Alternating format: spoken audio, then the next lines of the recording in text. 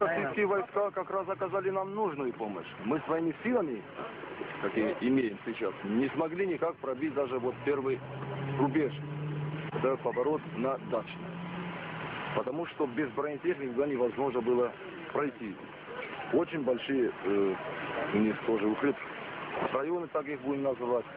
Откуда стреляют из гранатометов.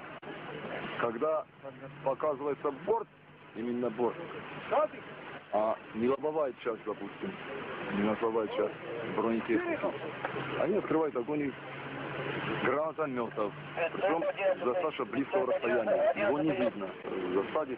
Таким образом, они вывели из строя у нас две бронетехники, БМП, и подбили российских войск тоже БМД. Погибли там ребята, да? К сожалению, погибли 2 солдата и 3 раненых.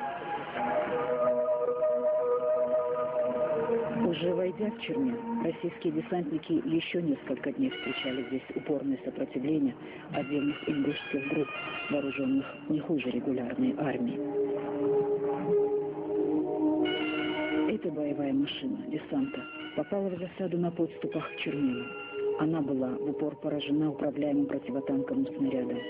Члены экипажа БМД Суворов и Савчинский погибли на месте. У обоих через неделю заканчивался срок службы.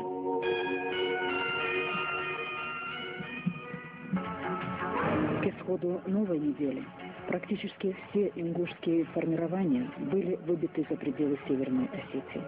Постепенно выбивали ингушские группировки из сел пригородного района – Карца, Октябрьская, Камбелеевская, Дачная, Куртат.